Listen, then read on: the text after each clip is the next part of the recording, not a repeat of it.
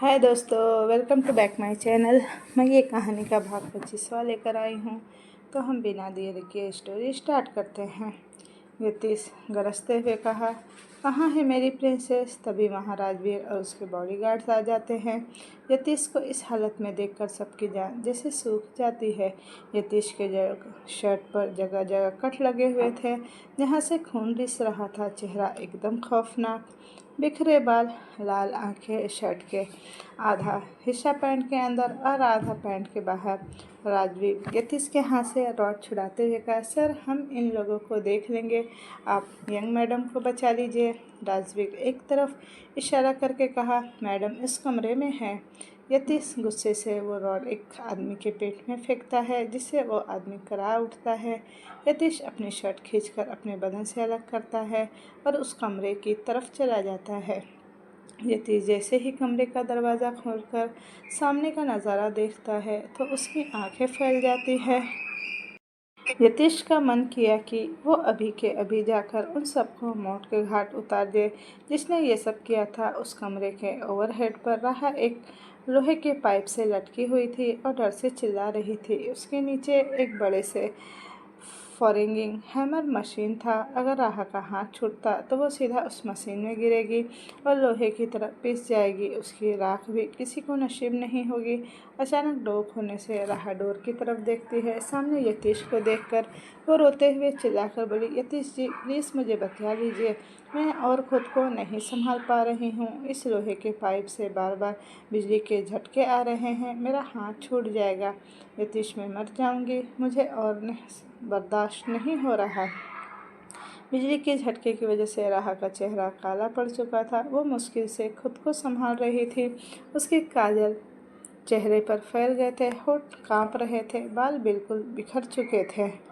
Mumbai cookie का apartment. Cookie और तनिष दोनों डाइनिंग टेबल पर बैठकर ब्रेकफास्ट कर रहे थे। आहन अब तक वहाँ से जा चुका था। कुकी के प्लेट पर 8 से 10 आलू के पराठे थे, एक कटोरी पर दही और स्पाइसी सब्जी और उनके साथ 2 ग्लास जूस।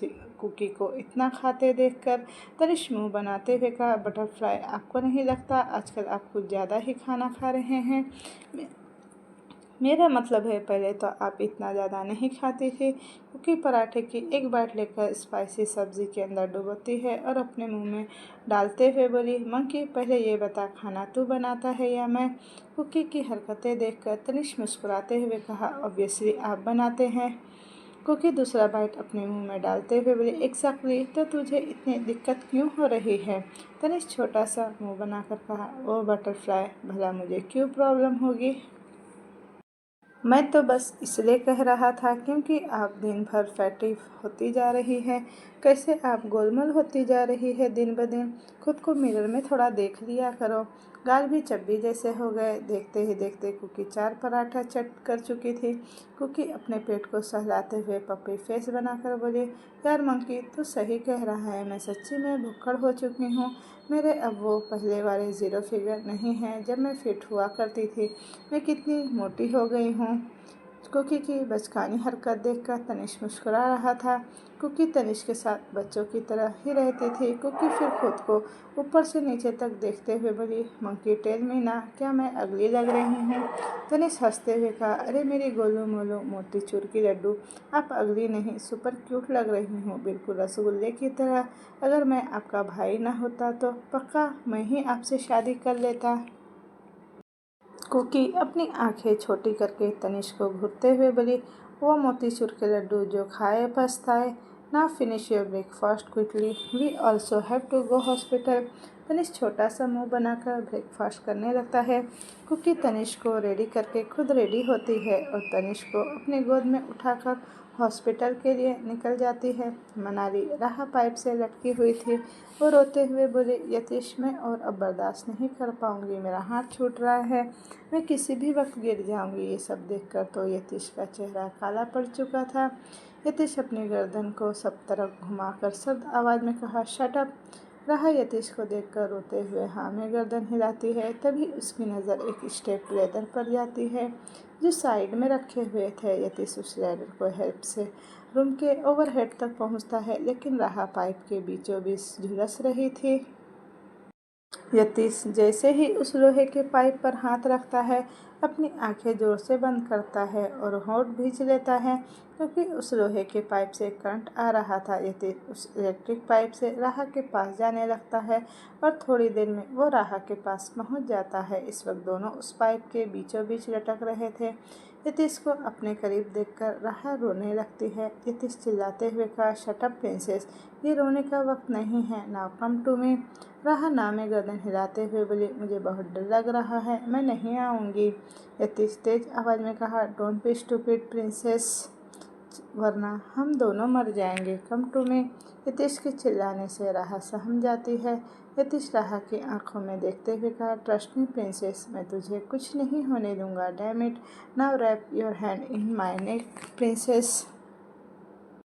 राहा रूंधे गले से बोली, यतीश मैं गिर जाऊंगी। यतीश गुस्से से कहा, मैं गिरने नहीं दूंगा तुम्हें, डू एज आई से प्रिंसेस, वरना हम दोनों जिंदा नहीं बचेंगे। राहा हाँ में गर्दन हिलाती है और मुश्किल से अपना एक हाथ यतीश के गर्दन पर लपेटती है और दूसरे हाथ को भी तुरंत यतीश के गर्दन में लपेटकर उसकी बाहों में आ जाती है। राहा अपने दोनों पैर को यतीश के कमर पर होल्ड करके उसके खुले सीने में अपना चेहरा छुपा लेती है, जिसे यतीश आंखें बंद करके एक गहरी सांस लेता है। नीचे राजवीर और यतीश के बॉडीगार्ड भी उस कमरे में आ चुके थे। यतीश और राहा को इस हालत में ऊपर लटके हुए देखकर सबकी जान हलक में आ चुकी थी। अगर एक भी गलती होती तो दोनों वहां राख हो जाते। यतीश राहा को पकड़कर धीरे धीरे उस पाइप के किनारे पहुंचता है और उस लैडर से नीचे आ जाता है। अब सभी एक चैन की सांस लेते हैं।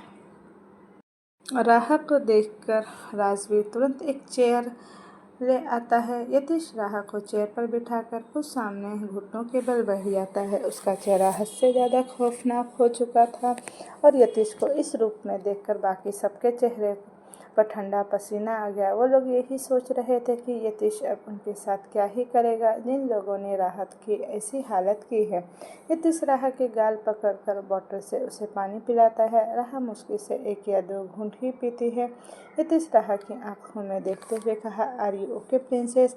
राहा बुत बनकर बैठी थी। तभी पीछे से किसी की गंभीर आवाज़ आई, आखिर तुमने बचा ही लिया अपने प्रिंसेस को।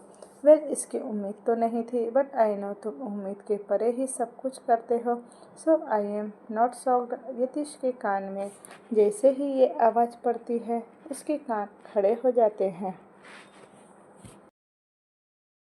सब हैरानी से सामने की तरफ देखते हैं। सामने एक शख्स ब्लैक कॉलर की 3 पीस सूट पहने खड़ा था। उसके होठ पर एक कातिलाना मुस्कुराहट थी। यतीश शर्द आवाज़ में कहा, मिस्टर रायजादा। सामने वीरेंद्र खड़ा था और उसके बगल में इमरान, जो कि ट्रक ड्राइवर जिसने राहा का एक्सीडेंट करवाया था। वीरेंद्र अजीब तरह से मुस्कुराते हुए कहा, अफकोर्स बेटा, मैं तुम्हारा बाप, मेरे सिवा तुम्हें इतनी तकलीफ और कौन ही दे सकता है। राहा कभी यतीश को देखती तो कभी वीरेंद्र को। यतीश के लिए ये अनएक्सपेक्टेड था कि ये सब जो हो रहा है उसके पीछे उसके बाप का ही हाथ है। यतीश गुस्से से उस ट्रक ड्राइवर का गला पकड़ता है, उसे ज़मीन पर पटक कर जोरदार लात उसके पेट में मारता है। यतीश गुस्से से जैसे ही वीरेंद्र को पंच मारने वाला था, उसका हाथ हवा में ही रुक जाता है। यतीश ने कहा, और कितना गिरेंगे आप मिस्टर रायजादा? पहले से तो इतना गिरे हुए हैं, मुझे खुद पर घिन आती है कि आप जैसे जाहिल और घटिया इंसान मेरा बाप है। मुझे अपने खून से ही नफरत है, क्योंकि मेरे रगों में आपका खून बह रहा है। यतीश गुस्से से अपने एक हाथ से वीरेंद्र का कॉलर पकड़कर कहा, आखिर कोई बाप इतना कैसे ही गिर सकता है? पहले आपने मेरी प्रिंसेस का एक्सीडेंट करके उसकी जान लेने की कोशिश किया, फिर अपनी बेटी हमारी जान चीहू के रेप करवाने की कोशिश किया, और इतने भी आपका मन नहीं भरा तो आहान पर गोली भी चला दिया। मरते मरते वो बचा है। वीरेंद्र भी चिल्लाकर कहा, ये मत भूलो यतीश कि तुमने शबनम के साथ क्या किया था। तुमने उसकी ज़िंदगी तबाह कर दिया। वीरेंद्र फिर तंज कसते हुए कहा, और ना तुम मेरे बेटे हो और ना आहान मेरा बेटा है और ना ही तीहू मेरी बेटी है। सिर्फ मेरा एक ही बेटा है और एक ही बेटी है, एक आदित्य और दूसरी मेरी बेटी जो अब्रॉड में है। तुम लोगों के साथ मेरा कोई रिश्ता नहीं है। यतीश वीरेंद्र का कॉलर पकड़कर अपनी तरफ खींचते हुए दांत पीसकर कहा, 27 साल से आज तक मैं ये रिश्ते का लिहाज करके मैंने आप पर हाथ नहीं उठाया, क्योंकि आप क्योंकि आप मेरी माँ के पति हैं, उनके सुहाग है, इसलिए आप अभी तक जिंदा हैं। मैं नहीं चाहता कि मेरा हाथ मेरे बाप पर उठे। मैं अपने बाप को ही मार डालूं जिसने मुझे जन्म दिया। वैसे बाप शब्द तो आपके लायक है ही नहीं। यतीश हर एक शब्द पर जोर देते हुए कहा, आपकी दुश्मनी मेरे साथ है ना? हमारे बीच अशांति हुई और मेरी प्रिंसेस को क्यों घसीट रहे हो? अगर मैं आदित्य को मार डालूं तो कैसा रहेगा? वीरेंद्र मुस्कुराकर कहा, यतीश तुम ऐसा कुछ नहीं कर पाओगे। आदित्य के साथ पता है क्यों? आदि में तुम में सबकी जान बसती है। 5 साल का था वो जब तुमने उसे गोद ले लिया था। तब से आहान और आदित्य को बच्चों की तरह पाला है तुमने। जितना आहान तुम्हारी ज़िंदगी में इम्पोर्टेंट है, उतना ही आदित्य भी है। स्वामिनी जी ने आज तक आदित्य को नहीं अपनाया, क्योंकि उसे लगता है कि आदित्य मेरी दूसरी औरत का बेटा है, लेकिन तुमने उसे अपनाया, बड़ा भाई होने का हर फर्ज निभाया है, और अब तुम मुझे आदित्य की धमकी दे रहे हो। यतीश ने कहा, तू मेरा बाप है इसीलिए जिंदा है, तुझे मार तो नहीं सकता, लेकिन बर्बाद जरूर कर दूंगा। तुझे मारकर मैं अपनी माँ का सुहाग उजाड़ना नहीं चाहता। यतीश वीरेंद्र के कॉलर पकड़कर झटकता है, जिससे वीरेंद्र सीधा फर्श पर जा गिरता है। यतीश राहा को अपनी गोद में उठाकर एक नज़र हसन और रितेश को देखता है, जिन्हें रॉड से मारने से बुरी हालत में वो जमीन पर पड़े हुए थे। यतीश राजवीर को देखकर सख्त आवाज़ में कहा, इन दोनों को बेसमेंट में फेंक दो। मेरी जान इन दोनों को न छोड़ने के लिए कहा था। राजवीर हाँ में गर्दन हिलाते हुए कहा, ओके सर। यतीश राहा को लेकर अपनी कार की तरफ बढ़ जाता है और उसे गोद में लिए ड्राइविंग सीट पर बैठ जाता है। यतीश राहा के सर को अपने सीने से लगाकर कार स्टार्ट करता है। पूरे रास्ते राहा चुपचाप रहती है। उन दोनों के बीच सन्नाटा छाया हुआ था। थोड़ी देर बाद यतीश की कार आके उसके ड्राइविंग के आगे रुकती है, जहां वो 15 दिन से रह रहा था। यतीश राहा को अपनी गोद में उठाए सीधा रूम में आता है और काउच पर बैठाता है। राहा सर झुकाकर बैठी थी। यतीश कबर्ड खोलता है और अपनी एक शर्ट निकालता है और काउच पर रखता है। यतीश एक टावल को गिरा करके राहा का चेहरा साफ करता है, क्योंकि करंट लगने की वजह से राहा इस वक्त बात नहीं ले सकती थी। यतीश राहा के फेस साफ नहीं कर रहा था। राहा फफक कर बोली, आपके सीने में दिल है भी या नहीं कि पत्थर हैं आप? आपकी दुनिया मेरी दुनिया से बहुत अलग है। मैं आपकी दुनिया में आपके साथ नहीं रह सकती। मैं अपने चाचा चाची के घर खुश थी, यहाँ तो हर मोड़ पर मेरी जान को खतरा है। यतीश अपने चेहरे को राहा के होठों पर एक छोटी सी किस करता है और उसके सीने से साड़ू के पल्लू को हटा देता है। राहा फिर रोते हुए बोली, मैं ही बेवकूफ़ हूँ ना, हमेशा आपके ट्रिक में फंस जाती हूँ। आपने जानबूझकर मुझे अपने साथ एक्सीडेंट साइट पर लिए गए थे ताकि मैं किडनैप हो जाऊँ और आप उस किडनैपर तक पहुँच सके। यतीश अब भी कोई जवाब नहीं देता। यतीश एक हाथ से राहा की साड़ी के पेट्स खोलकर साड़ी को राहा की बॉडी से अलग करता है। राहा रूंधे गले से बोली, आपको पता है आपकी वजह से मुझे कितने ही इलेक्ट्रिक शॉक मिले। मेरी पूरी बॉडी अब तक झंझना रही है। यतीश अपने हाथ से राहा के बैग पे ले जाकर उसकी ब्लाउज़ खोलता है और ब्लाउज़ निकालता है। यतीश राहा के पेटीकोट भी खोलकर फर्श पर फेंक देता है। राहा इस बार गुस्से से बोली, आप ऐसे चुप नहीं रह सकते मिस्टर रायजादा। अपनी बहन को इंसाफ दिलाने के लिए आप मेरी जान जोखिम में नहीं डाल सकते। यतीश राहा के होठ पर उंगली रखकर कहा, princess, not another word. Yatish राहा के चेहरे को अपने दोनों हाथों में थामकर उसके होठों पर अपने होठ रखता है और राहा के आंखों में देखते हुए उसे किस करने लगता है और उसके खुले कमर को धीरे धीरे सहलाने लगता है। यतीश ने कहा, हाँ मैं तुझे यूज़ किया है प्रिंसेस, उस शख्स के पास पहुंचने के लिए। मैंने तुझे मोहरा बनाया था। ये सब कुछ मेरा ही प्लान था। नाउ टेल मी, क्या ही कर लोगी तुम? यतीश और राहा इतने नज़दीक थे कि उन दोनों की नाक आपस में टच हो रही थी। राहा अपने बाल को यतीश की मुट्ठी से छुड़ाने की कोशिश कर रही थी। राह तंज कसते हुए बोली, कुछ भी नहीं, मैं भला the great mister Yatish Singh Raizada का क्या ही बिगाड़ सकती हूँ। यतीश उसे गोद में उठाकर बेड पर ले आता है, फिर उसे ब्लैंकेट से कवर करके वहाँ से चला जाता है। राह के आंखों से आंसू गिर रहे थे। यतीश राह से अलग होकर उसे अपनी शर्ट पहनाकर उसके बटन्स लगा देता है। यतीश वहाँ से जाने ही वाला था कि राह भर्राए गले से बोली, आपने सिर्फ मुझे यूज़ किया है मिस्टर रायजादा, कभी अपने सेटिस्फेक्शन के लिए तो कभी अपने मिशन के लिए। थोड़ी देर बाद उस रूम में एक डॉक्टर आती है। शायद यतीश ने ही उसे भेजा था राह के ट्रीटमेंट के लिए।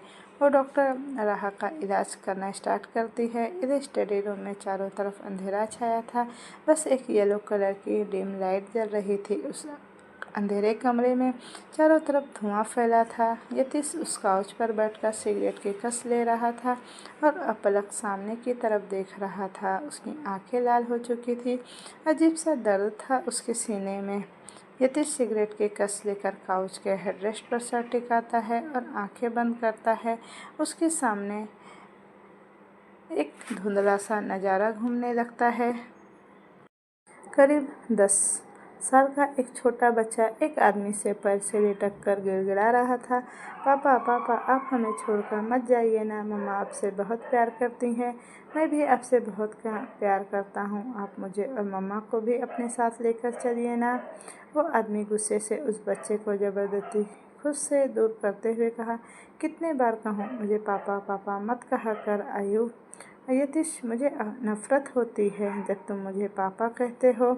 अगर एक बार और अपने मुंह से तुमने मुझे पापा कहा तो इतना मारूंगा कि पापा कहने का भूत हमेशा के लिए उतर जाएगा, समझा कि नहीं। यतीश की आंखों में आंसू थे। वीरेंद्र यतीश को दूर झटक कर कहा, स्वामिनी, संभालो अपने इस लाडले बेटे को, अगर दोबारा मेरे रास्ते में आने की कोशिश की तो मार मार कर टांगें तोड़ दूंगा इसकी। स्वामिनी जी, जो साइड में खड़ी होकर रो रही थी, तुरंत यतीश को अपनी गोद में उठाती है। यतीश अपनी आंसू सनी आंखों से स्वामिनी जी को देखते हुए कहा, मम्मा पापा को बोलिए ना, वो हमें छोड़कर कहीं न जाए। स्वामिनी जी यतीश के सर को अपने सीने में छुपाकर उसके बाद सहलाते हुए बोली, जाने दीजिए इन्हें आयु, जाने वाले को आज तक कोई नहीं रोक पाया। यतीश तुरंत अपनी आंखें खोलता है। उसकी आंखें अब बहुत ज़्यादा लाल हो चुकी थी। यतीश सामने टेबल पर वाइन का ग्लास उठाता है और एक सांस में वो सारी वाइन गटक जाता है। यतीश फिर से अपनी आंखें बंद करता है तो उसकी आंखों के सामने राह का छोटा और मासूम चेहरा घूमने लगता है। उस दिन राह फार्म हाउस से निकलने के बाद उसकी कार के ब्रेक फेल हो गए थे। सामने से एक बड़े से ट्रक आ रहा था। वो ट्रक उनकी कार को टक्कर मारता उससे पहले ही ड्राइवर ने कार की दूसरी तरफ टर्न ले लिया था, जिससे कार की बैलेंस बिगड़ जाती है और वो कार जाकर एक बड़े से पेड़ से टकरा जाती है और उसके साथ राह के मुंह से एक चीख निकलती है। राह सर जोर से जाकर सीधा कार के डैशबोर्ड से टकराता है। राह बेहोश हो जाती है, उसके सर से खून निकल रहा था।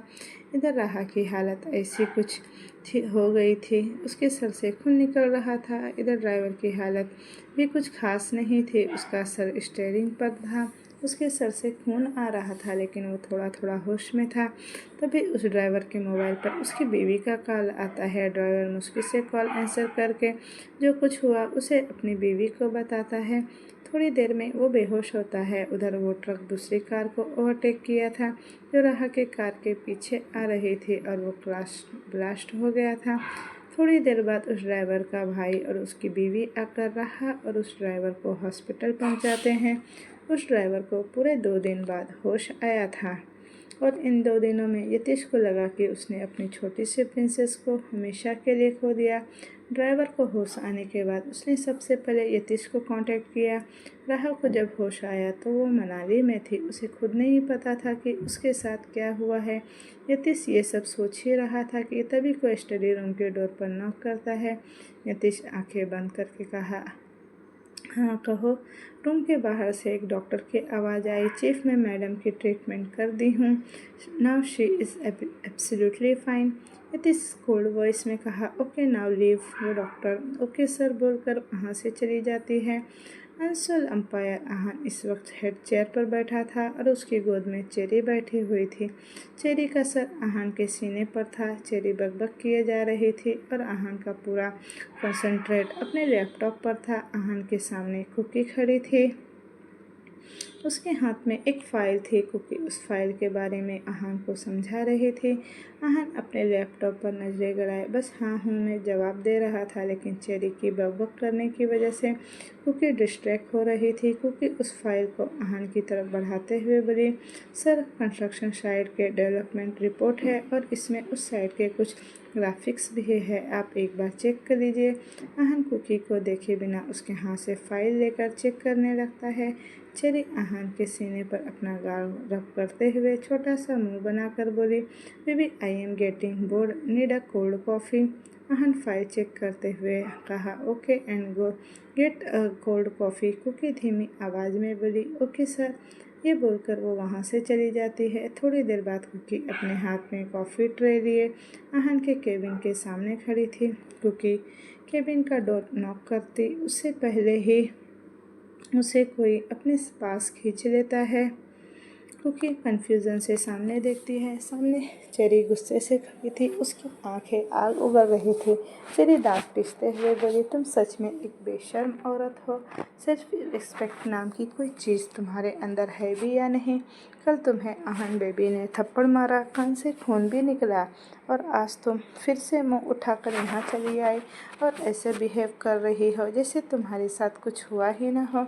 अगर तुम्हारी जगह कोई और लड़की होती तो आज वो जॉब से रिज़ाइन कर चुकी होती, लेकिन तुम हो कि ढीठ की ढीठ, जिसे कितना भी मार लो, कितना भी बातें सुना लो, टस से मस नहीं होती। कुकी चेरी को ऊपर से नीचे एक नज़र देखती है। कुकी अपने होठ मोड़ते हुए बोली, actually you are absolutely right Tania. अगर मेरी जगह कोई और लड़की होती तो आज जॉब से रिज़ाइन कर चुकी होती। मैं भी ना यही करने वाली थी, लेकिन क्या करूं?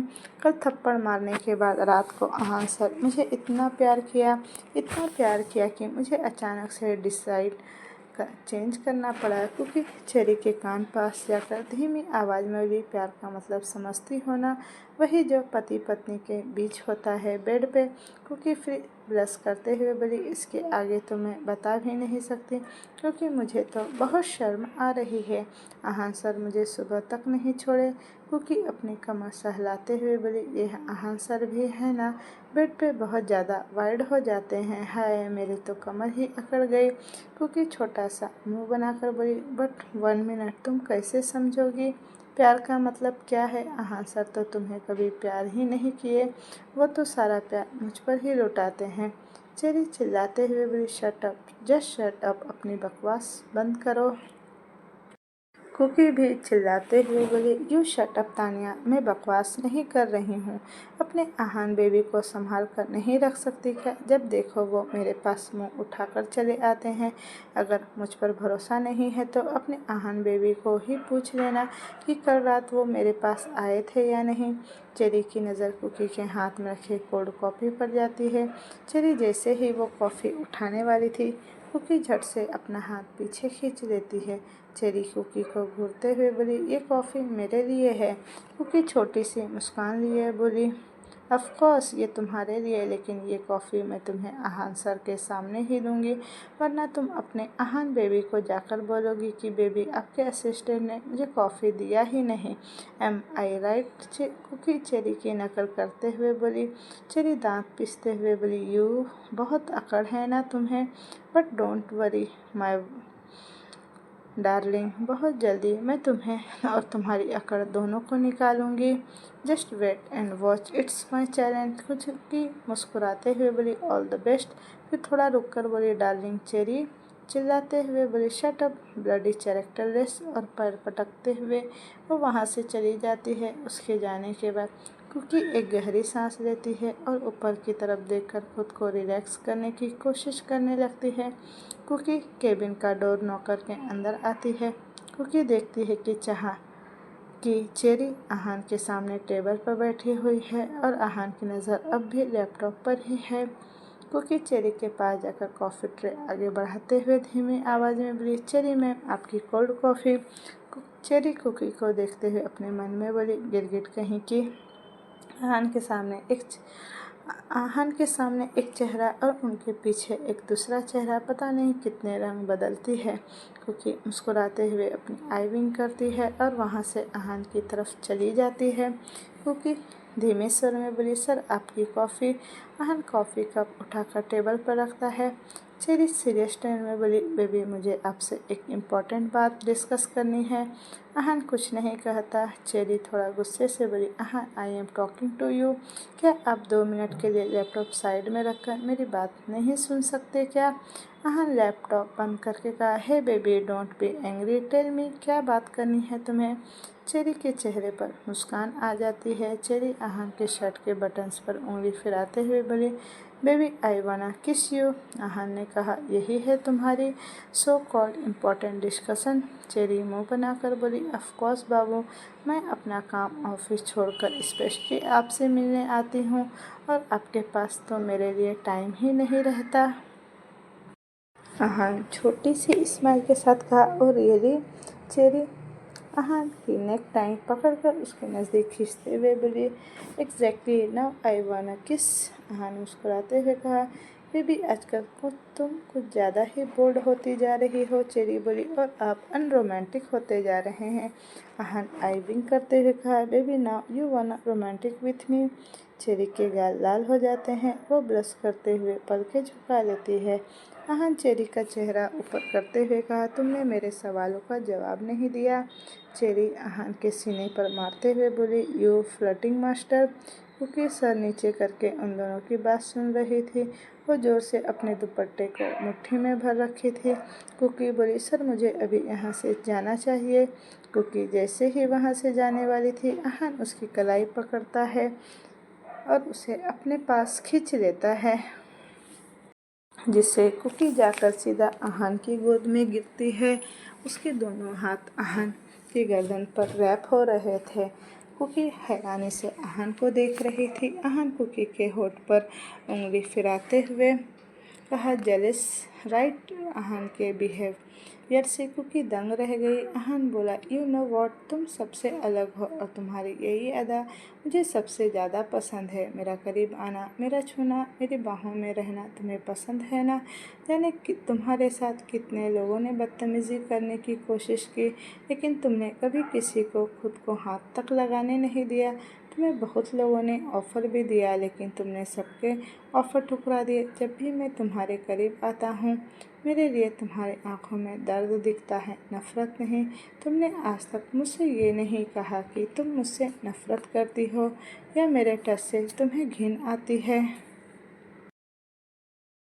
अब तक तुम मेरी बाहों में हो, लेकिन एक बार तुमने खुद को मुझसे छुड़वाने की कोशिश नहीं किया और वो माहिर तुम्हारे हाथ भी पकड़ ले तो तुम अनकंफर्टेबल हो जाती हो।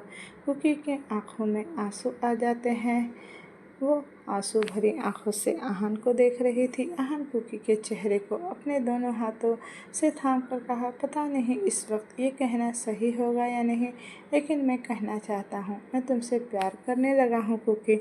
इतना प्यार जो कभी किसी ने किसी से ना किया हो। बस हो गई हो तुम मुझसे। तुझसे मुझे मोहब्बत, मुझे बर्दाश्त नहीं होता जब तुम किसी और के करीब जाती हो, मुझे छोड़कर किसी और को देखती हो। तुम पर सिर्फ मेरा हक है। मैं तुम्हें हमेशा अपने पास रखना चाहता हूँ। आहान कुकी के आंखों से आंसू साफ करते हुए कहा, मैं तुम्हारे करीब आता हूँ, लेकिन अपनी प्यास बुझाने नहीं। मेरे तड़पते दिल को सुकून मिलता है तुम्हारे करीब आकर। तुम्हारे दामन से लिपट कर मैं एक राहत की सांस ले पाता हूँ। कुकू की वो भरोसा नहीं हो रहा था कि आहान ये सब उससे बोल रहा है, वरना वो तो हमेशा कुकी पर भेड़िए की तरह झपट पड़ता था। आहान कुकी के सर को अपने सीने में छुपाते हुए कहा, have you Cookie, I love you from the bottom of my heart, please accept me. इधर चेरी के चेहरे का तो रंग ही एकदम से उड़ गया। वो अवाक होकर आहान को देख रही थी। तेरे दांत पीसते हुए बोली, Aahan what the hell are you doing. Aahan गुस्से से चेरी को देखता है, जिससे चेरी चुप हो जाती है। आहान कुकी के माथे पर अपना माथा जोड़कर कहा, क्या ये तुम क्या तुम मुझे अपना सकती हो? क्या तुम मेरे प्यार को एक चांस दे सकती हो? Tell me Cookie. कुकी फफक कर रो पड़ती है। बहुत दर्द होता है, बहुत दर्द। प्लीज़ आकर मुझे राहत दे दो। एक आग सी लगी है सीने में, आकर इसे बुझा दो। कुकी आहान को अपनी आंसू भरी आंखों से देखकर मासूमियत से बोली, क्या आप सच कह रहे हैं सर? क्या आप मुझसे प्यार करते हैं? आहान कुकी की आंखों में देखकर उससे कहा, खुद से भी ज़्यादा। कुकी आहान के सीसने से लगती है तो आहान ने कहा, I love you Cookie, I love you from bottom my heart. Aahan चिल्ला चिल्ला कर बोल रहा था और फिर जोर जोर से हंसने लगता है। कुकी आहान के सीने से अपना सर निकाल कर सवालिया नज़रों से आहान को देखती है। उसे समझ नहीं आ रहा था कि आहान वो अचानक इतने ज़ोर ज़ोर से क्यों हंस रहा है। तभी आहान ने झट से कुकी को नीचे फर्श पर फेंका, जिससे कुकी धम से नीचे गिरती है और वो कराह उठती है। कुकी जोर से अपनी आंखें बंद करके अपनी कमर को सहला रही थी। तभी आहान एक घुटने के बल फर्श पर बैठता है और कुकी के गाल पकड़कर कहा, तुम लड़कियों में इतने इमोशनल क्यों होती हो? तुम इतनी इमोशनल नहीं, इमोशनल फुल हो। कुकी हैरानी से अब आहान को देखती है। आहान जोर से कुकी के ईयर लोब पर बैठ करके कहा, प्यार से दो चार मीठी मीठी बातें क्या कर ली? तुम तो जज्बातों के समंदर में ही बहने लगी। कुकी के पैरों तले जैसे जमीन ही खिसक जाती है। आहान ने कुकी से कहा, नो डाउट कि तुम बला की खूबसूरत हो, तुम्हारी खूबसूरती तो मुझे पागल करती है, लेकिन हैसियत तो सिर्फ मेरे बिस्तर तक ही है और मेरे नीचे ही है। चेरी एक चैन की सांस लेती है, वरना उसे तो लगा था कि आहान कुकी को ये सब दिल से बोल रहा है, कुकी से अपनी फीलिंग कन्फेस कर रहा है। कुकी आहान से गाल से अपना हाथ छुड़ाने की कोशिश कर रही थी। आहान टेढ़ी स्माइल के साथ कहा, वरना प्यार और तुमसे माय फुट। पैसों के लिए किसी के बिस्तर सजाने वाली लड़की मेरी बीवी और रायज़ादा खानदान की बहू कभी नहीं बन सकती। कुकी बोली, आप मेरा मजाक उड़ा रहे हैं ना सर?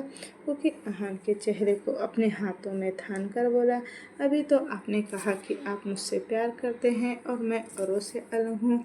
मेरे करीब आकर आपको सुकून मिलता है और मैं आपके प्यार को एक चांस दूँ। एक बार कहिए ना सर कि आप मजाक कर रहे हैं, मुझे बहुत दर्द हो रहा है। आहान ने कहा, नो नो बेबी, मजाक तो मैं थोड़ी देर पहले कर रहा था, अब तो मैं बिल्कुल सीरियस हूँ।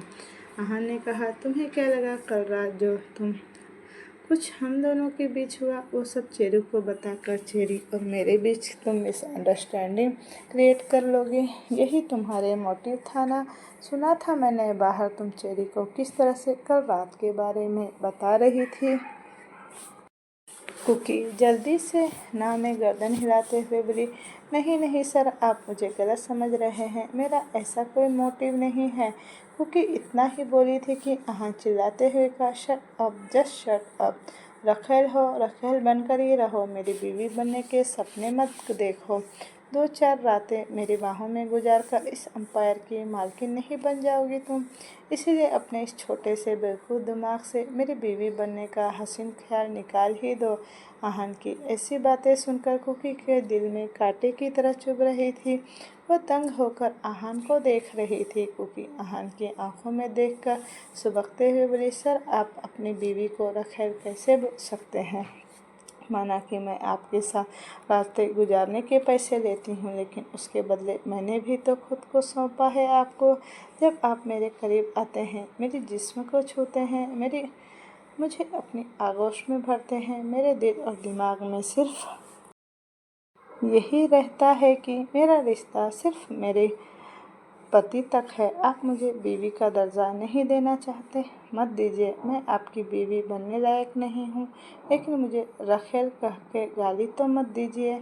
आहान का चेहरा ये सुनकर सर्द हो जाता है। चेरी के चेहरे पर ना दिखने वाली एक शैतानी मुस्कुराहट थी। उसे मज़ा आ रहा था ये सब देखने में।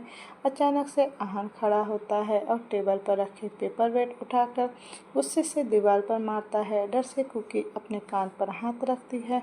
एक पल के लिए चेरी भी सहम जाती है। आहान चिल्लाते हुआ, गेट अप।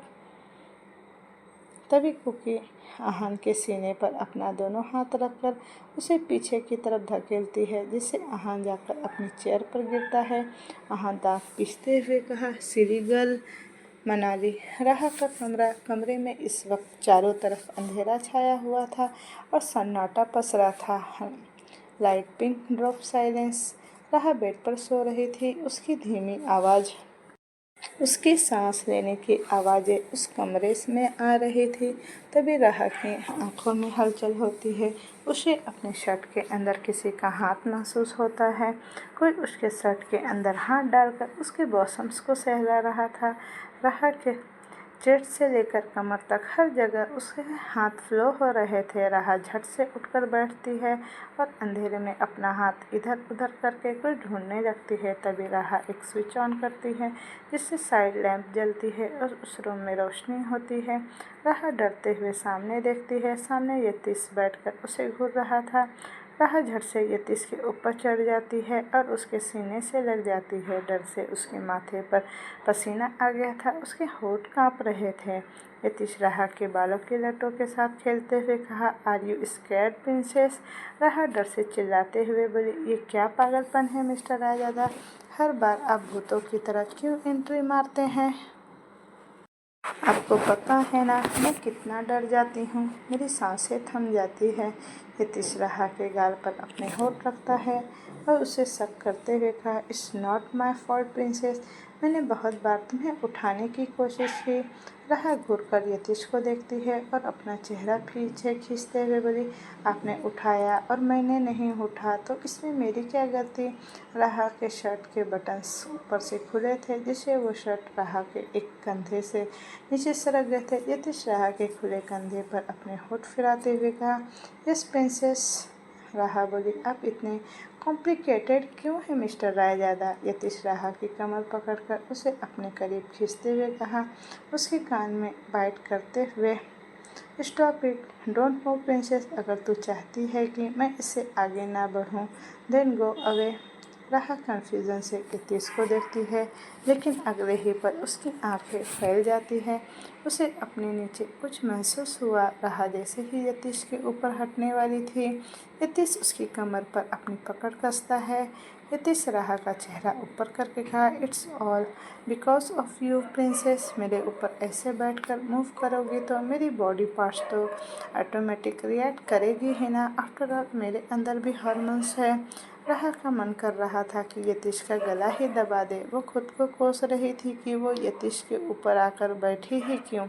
राहा यतीश को दूर जाने की कोशिश करते हुए बोली, बेशर्मा, क्या आपके दिमाग में हमेशा ऐसी ही गंदी गंदी बातें चलती रहती है? यतीश घूरकर राहा को देखता है और फिर उसके नोज पर किस करके कहा, नो प्रिंसेस, हमेशा नहीं चलता, but when I see you. फिर थोड़ा रुक कर राहा को ऊपर से नीचे तक इंटेंसिटी से देखते हुए कहा, in my shirt I can't resist. Yatish के हाथ सेंसुअली राहा के थाई पर चढ़ रहे थे, जिससे राहा आंखें बंद करके सिहर रही थी। राहा सिहरते हुए बोली, मिस्टर रायजादा, मैं आपसे गुस्सा हूँ। यतीश राहा के बाल पर अपने हाथ उलझाकर अपनी मैग्नेटिक वॉइस में कहा, then tell me princess, how can I claim you down. Yatish Raha की गर्दन और कॉलर बोन पर किस करने लगता है। यतीश राहा के दोनों पैर को स्प्रेड करके अपनी कमर पर रैप करता है और राहा के सर को पीछे से पकड़कर उसके खुले कंधे पर ही किस देने लगता है। तभी यतीश का मोबाइल बजने लगता है, जो साइड में पड़ा था। यतीश रुक जाता है और उसका चेहरा सर्द हो जाता है। उसे बिल्कुल पसंद नहीं था उन दोनों के प्राइवेट मोमेंट में कोई दखल दे। यतीश कॉल आंसर करके राहा की तरफ मोबाइल बढ़ाकर कहा, टॉक ऑन हर प्रिंसेस। राहा कन्फ्यूजन से बोली, कौन है? आपके मोबाइल पर कॉल आया है, आप बात कीजिए ना। यतीश घूर कर राहा को देखता है, जिससे राहा हड़बड़ाते हुए बोली, ओ नीली आंखों वाले शैतान। राहा ऑन कॉल, हेलो। उधर से किसी की स्वीट सी आवाज़ आई, हेलो भाभी, कैसी हैं आप मुंबई कब आ रही हैं और भाई कहाँ हैं? राहा प्यारी सी आवाज़ में बोली थी, हूँ मैं बिल्कुल ठीक हूँ, आप कैसी हैं? और रही बात मुंबई वापस आने की तो अपने भाई से ही पूछ लीजिए, मिस्टर रायजादा यहीं बैठे हुए हैं। तिहू हकलाते हुए बोली, नहीं भाभी, आप ही पूछ लीजिए ना। यतीश बोला, हम कल मॉर्निंग में मुंबई वापस आ रहे हैं। प्रिंसेस यतीश के यह कहते ही चीहू चहक कर बोली, सच्ची में जल्दी आना भाई भी, मैं आपका इंतज़ार करूंगी। और कॉल डिस्कनेक्ट करते हैं राह यतीश को घूरते हुए बोली, आपने पहले क्यों नहीं बताया कि हम कल मुंबई वापस जा रहे हैं? यतीश भी राह को घूरते हुए कहा, अभी बताने से कोई प्रॉब्लम है क्या प्रिंसेस? राह ना में गर्दन हिलाकर मुस्कुराते हुए बोली, नो मिस्टर रायजादा, मुझे क्यों प्रॉब्लम होगी? प्रॉब्लम तो मुझे यहाँ रहने से हो रही है आपके साथ। मैं तो कब से मुंबई वापस जाना चाहती थी। मैं सबको कितना मिस कर रही हूँ। अब तो सुबह मुझे बेहोशी का इंजेक्शन लगाकर चले जाते हैं और शाम को लौटते हैं। बीच में जब मुझे होश आता है तो मैं भूतनी की तरह अकेले रूम में इधर उधर भटकती रहती हूँ। सच कहूँ तो मुझे यहाँ घुटन महसूस हो रही है। अब ज़िंदगी में मैं कभी मनाली नहीं आऊँगी और इसकी वजह सिर्फ आप है। यतीश घूर कर राह को देखता है तो राह नजरें फेर कर बोली, ऐसे अपनी नीली आंखों से घूरने से मैं नहीं डरने वाली। यतीश ने कहा, don't me a favour princess, give me my shirt. राह अपनी आंखें बड़ी करके यतीश को देखने लगती है और उस शर्ट को जोर से पकड़कर बोली, मैं नहीं दूंगी। यतीश टेढ़ी स्माइल करके शर्ट के बटन्स खोलते हुए कहा, I want my shirt princess right now. राह यतीश के हाथ झटक कर बोली, मिस्टर रायजादा, आप मुझे क्यों बार बार परेशान करते हैं?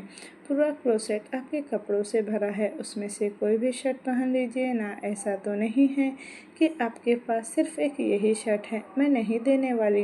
यतीश शर्ट के बटन्स खोलते हुए कहा, this is my favourite shirt princess and I want it. Yatish के बटन्स खुलने से राह के क्लीवेज काफ़ी हद तक रिवील होने लगते हैं क्योंकि वो अंदर कुछ भी नहीं पहनी थी। राह अपने सीने को दोनों हाथों से ढककर गुस्से से बोली, क्या आप पागल हो चुके हैं मिस्टर रायजादा? आप तो पहले से एक शर्ट पहने हुए हैं। आप एक बार में कितने शर्ट पहनते हैं? यतीश अपने होठों को कर्ल करके एक नज़र राह को देखता है और झट से अपनी शर्ट खींचकर फाड़कर अपने बदन से अलग कर देता है। यतीश ने कहा, ना, I want my shirt princess. राह गुस्से से अपने नाजुक हाथों की पंच बनाकर जोर से यतीश के मस्कुलर चेस्ट पर मारती है और बोली, ये बॉडी है या टाइटेनियम लगता है। मेरे हाथ फ्रैक्चर हो गए, मम्मी बचाओ, मेरा हाथ टूट गया। यतीश ने कहा, मार्शल आर्ट में ब्लैक बेल्ट, ताइक्वांडो में 2nd degree, judo and karate में 3rd, कुंफू भी आते हैं। ऐसा ही कुछ कहा था ना तूने हमारी फर्स्ट नाइट पर, या रिमेंबर? यतीश इमोशनलेस चेहरे के साथ थोड़ी देर राह की आंखों में देखता है और फिर उसे ऊपर की तरफ उड़ जाता है और इस सिचुएशन का फ़ायदा उठाकर राह चूहे की तरह दौड़कर वॉशरूम के अंदर भागती है और झट से दरवाज़ा बंद करती है। राह बाथरोब पहनकर बाथरूम से बाहर आती है और उस शर्ट को यतीश के ऊपर फेंकते हुए गुस्से से बोली, ये लीजिए आपकी शर्ट, सिर्फ एक शर्ट ही तो है, उसमें भी आपको मुझे परेशान करना होता है। यतीश टेढ़ी स्माइल करके राह को देखते हुए शर्ट उठाकर पहनता है। उस शर्ट से राह के बदन से भीनी भीनी खुशबू आ रही थी। राह सकपका जाती है और वहाँ से क्लोसेट में चली जाती है। मुंबई क्लब चालू था। क्लब में एक लाउड हिप हॉप म्यूज़िक चल रही थी जिसके डांस फ्लोर पर बहुत सारे लोग उछल कूद कर डांस कर रहे थे।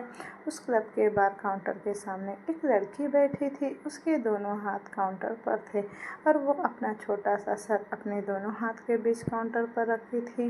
वो लड़की अपना सर नीचे करके धीमी आवाज़ में बोली, वन मोर ड्रिंक। वो बारटेंडर हैरानी से उस लड़की की तरफ देखने लगता है क्योंकि वो लड़की पहले से ही बहुत ज़्यादा पी चुकी थी।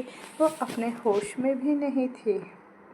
वो बारटेंडर बोला, मैडम, आप पहले से बहुत ज़्यादा पी रखी हैं, अगर आपसे हैंडल नहीं हो रहा है तो क्यों पी रखी हैं आपने? वो लड़की चिल्लाते हुए बोली, तुम होते कौन हो मुझे ये बताने वाले कि कब कहाँ मुझे और क्या करना चाहिए? जितना कहा गया है चुपचाप उतना ही करो। मेरे लिए एक और पैग बना। वो बारटेंडर हिम्मत करके कहा, मैडम अब बस कीजिए, अब आप आउट ऑफ कंट्रोल हो चुकी हैं।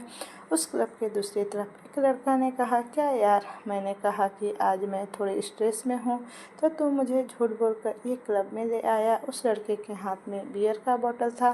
दूसरा लड़का हंसते हुए कहा, अस्विक, तुझे नहीं लगता कि तेरी ज़िंदगी झंड हो चुकी है? मतलब हमेशा पेशेंट से घिरा रहता है, इसलिए मुझे लगा कि तुझे यहाँ रिलीफ मिलेगा। अस्विक गुस्से से कहा, कमीना कहीं का। तभी अस्विक की नज़र उस लड़की पर जाती है जो बारटेंडर के कॉलर पकड़कर उसका साथ बहस कर रही थी। अस्विक की आंखें हैरानी से बड़ी हो जाती है।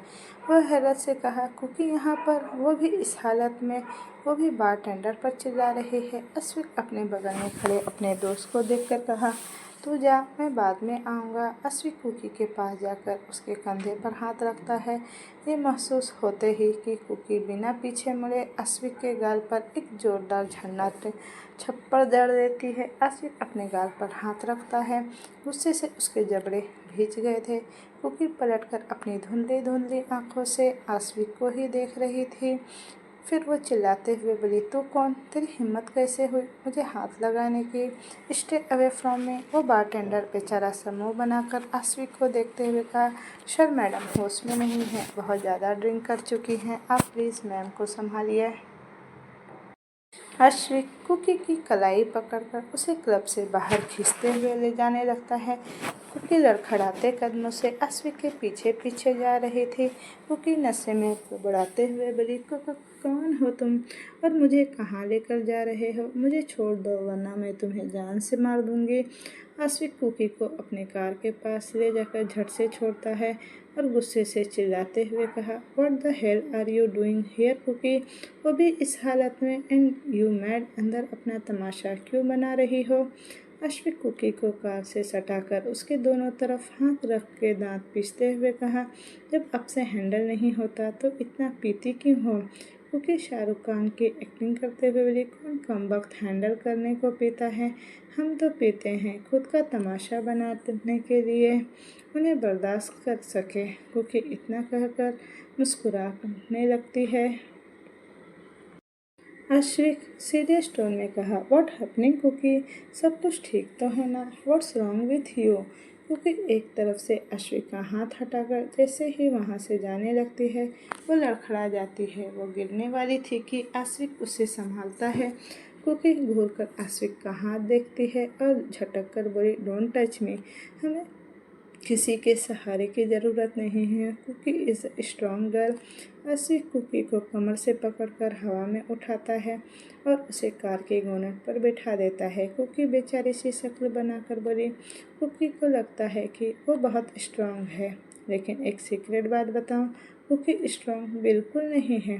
कुकी इस वक्त इतनी क्यूट लग रही थी कि अस्विक का मन कर रहा था कि वो उसे किस कर ले। कुकी अस्विक की कॉलर पकड़कर बोली, एक बात बताऊं मिस्टर स्ट्रेंजर, क्या कुकी गुड गर्ल नहीं है? अस्विक हैरानी से कुकी को देखते लगता है और कहा, कुकी क्या हुआ है तुम्हारे साथ? कुकी की आंखों में अब आंसू आ जाते हैं। वो अस्विक के चेहरे का रंग ही उड़ गया था उसके आंसू देखकर। अस्विक कुकी की बाजू पकड़कर बोली, कुकी क्या तुम्हारे साथ किसी ने कुछ किया है? Tell me Cookie. कुकी आंखें बंद करके बड़बड़ाते हुए बोली, कुकी बर्बाद हो चुकी है, किसी ने उसे शिद्दत से तबाह किया है। तभी कुकी को अजीब सी घुटन महसूस होती है। कुकी अचानक से उल्टी कर देती है। अस्विक ने कहा, ओ शिट, इसने तो उल्टी होने लगी है। अस्विक तुरंत कार से वाटर बोतल निकालकर कुकी के फेस क्लीन करने लगता है। आज पहली बार अस्विक कुकी को इतने नज़दीक से देख रहा था। उसका बेदाग चेहरा जो रोने की वजह से लाल पड़ चुका था, छोटी सी नाक। अस्विक की नज़र कुकी के होठों पर जाती है। न चाहते हुए भी उसकी उंगलियां कुकी के मुलायम होठ को सहलाने लगते हैं। उसका मन कर रहा था कि वो उसके होठों को अपने होठों से छू ले। अचानक से कुकी अस्विक के गले लग जाती है। कुकी के ऐसे गले लगने से अश्विन के पैर जैसे फ्रीज हो चुके थे। उसके दिल की धड़कनें बढ़ जाती है। तभी अश्विन को अपने गर्दन पर कुकी की सांसें महसूस होती है। अश्विन समझ जाता है कि कुकी अब सो चुकी है। अश्विन कुकी को अपने गोद में उठाकर पैसेंजर सीट पर बिठाता है और वो ड्राइविंग सीट पर बैठ जाता है। अश्विन के बैठते ही कुकी अपना चेहरा और सर अश्विन के कंधे पर रखती है, जिससे अश्विन के चेहरे पर मुस्कुराहट आ जाती है। कुछ सोचकर अश्विन अपनी कार अपनी विला की तरफ ले लेता है। अगली सुबह सूरज की किरणें कर्टन को चीरकर एक आलीशान रूम के अंदर आने लगता है। उस रूम के किंग साइज बेड पर कुकी अपने सर को दोनों हाथ में पकड़कर बैठी थी और बोली, आह, मेरे सर में इतना दर्द क्यों हो रहा है? ये दर्द से फटा क्यों जा रहा है? हे भगवान, मैं यहाँ पर कहाँ पर हूँ? तभी उसकी नज़र अपने कपड़ों पर गई। ये वही कपड़े नहीं हैं जो उसने कल रात पहने थे। कुकी बस एक लड़के की शर्ट पहनी हुई थी जो उसकी थाई तक ही आ रहे थे। कुकी रोते हुए बोली, शायद उसी ने मेरा फ़ायदा उठाया, जिसने कल रात मुझे क्लब से अपने साथ यहाँ लेकर आया। ये सोचकर कुकी अब फफक कर रोने लगती है। तभी कुकी के कान में किसी के कदमों की आहट होती है। कुकी सहम कर ऊपर देखती है। सामने अश्विन एक प्यारी सी मुस्कुराहट लिए खड़ा था। Black trouser, black T shirt, casual look में भी वो काफ़ी हैंडसम लग रहा था। उसके हाथ में कैरमलाइज टी था। अश्विन उस कप को कुकी की तरफ बढ़ाते हुए कहा, hey miss Cookie, how are you feeling now? Take this tea. आपको सर दर्द से राहत मिलेगा। You feel better. कुकी तो हैरानी से अश्विन को ही देख रही थी। उसे तो यकीन नहीं हो रहा था कि जिसने उसके नशे में होने का फ़ायदा उठाया वो कोई और नहीं बल्कि अश्विन था। अचानक से कुकी की आंखों में अश्विन को देखकर नफरत उतर आई। कुकी नफरत से अश्विन की टी शर्ट की नेक लाइन पकड़कर गुस्से से बोली, हाउ डेयर यू अश्विन, आपकी हिम्मत कैसे हुई मेरे साथ इतनी घटिया हरकत करने की? You are such a cheap person. इसके लिए मैं आपको कभी माफ़ नहीं करूँगी। आई एम सॉरी कुकी, लेकिन मैंने आपके साथ किया क्या है? अश्विन कन्फ्यूज़न से पूछा। कुकी तंज भरी मुस्कान लिए बोली, आपने मेरा फ़ायदा उठाया है अश्विन, आपने मेरे नशे में होने का फ़ायदा।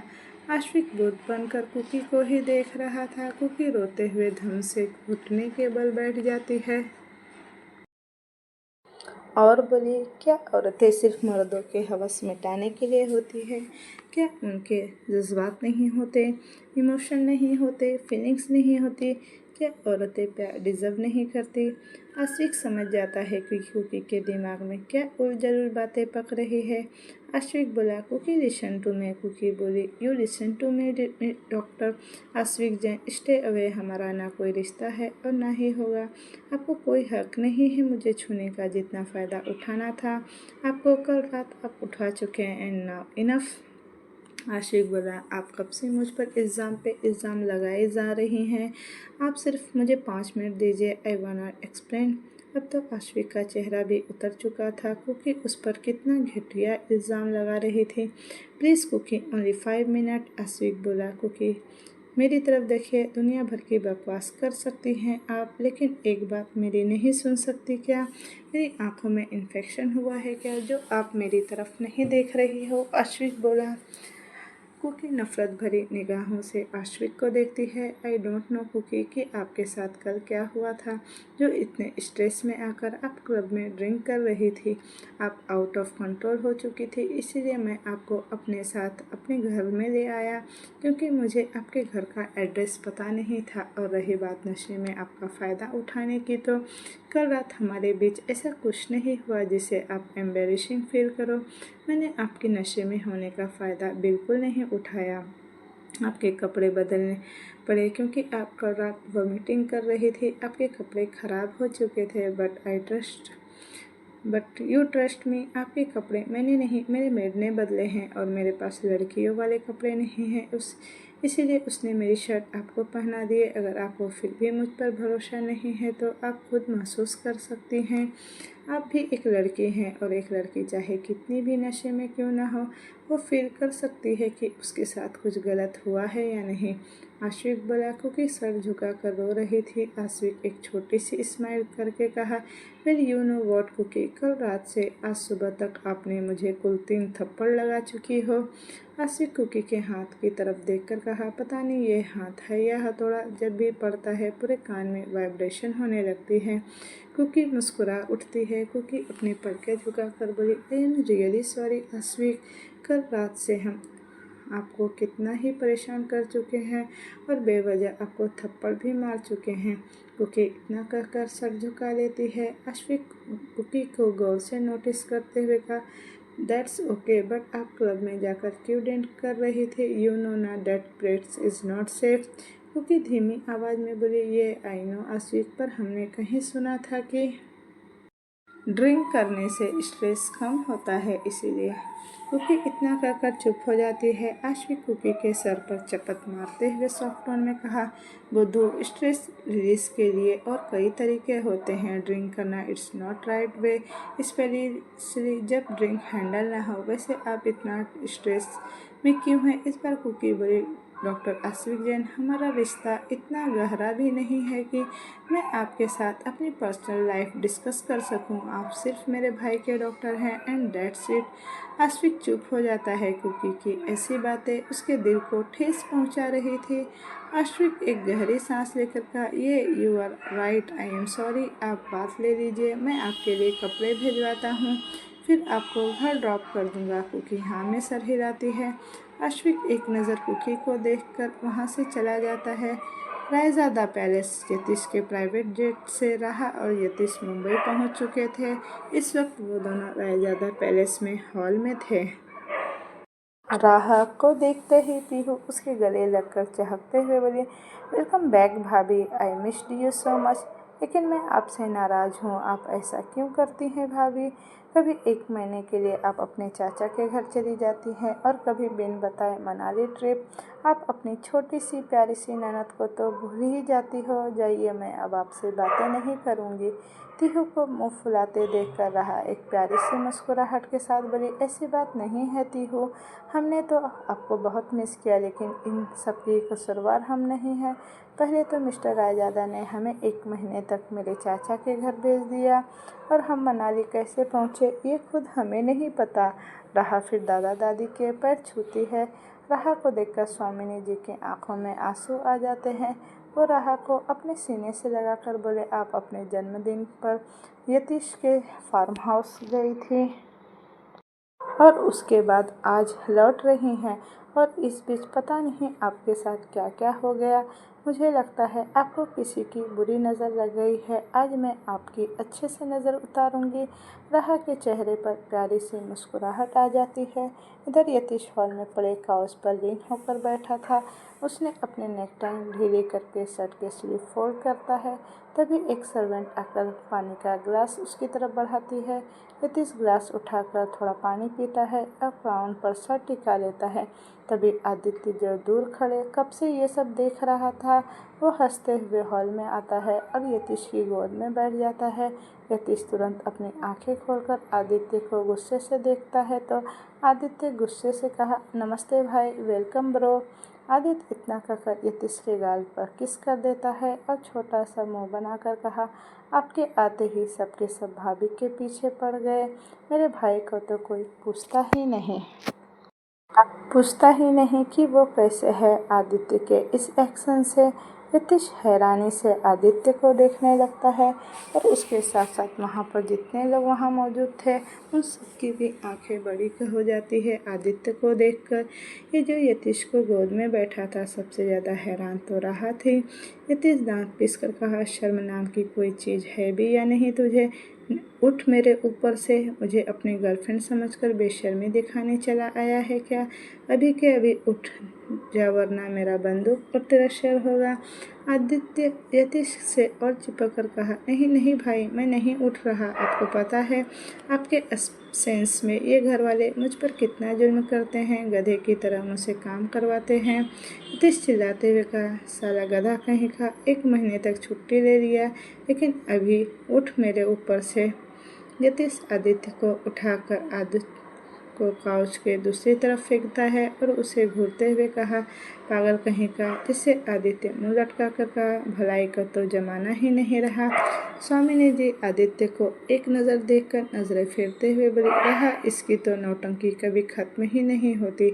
आप ऊपर जाकर रेस्ट कीजिए। रहा अब पलक कभी यतीश को देखती तो कभी आदित्य को, जैसे उसे तो सदमा ही लग गया हो, क्योंकि आदि अभी यतीश के गाल पर किस किया था। तिहु हंसते हुए राहा के कंधे पकड़कर हिलाते हुए बोली, भाभी भाभी आदि ऐसा ही है, आप अपने दिमाग में कोई उल्टी सीधी खिचड़ी मत पकाइएगा। राहा लाचारी से तिहु को देखती है तो तिहु मुस्कुराकर हाँ में सर हिला देती है। राहा तिहु के साथ ऊपर फ्लोर पर चली जाती है और यतीश अपने मोबाइल पर किसी से बात करते हुए वहाँ से चला जाता है। तो दोस्तों ये कहानी अब मैं यहीं तक रहने देती हूँ। इसका नेक्स्ट पार्ट मैं जल्द ही लेकर आऊँगी। Thank you for watching. Bye bye.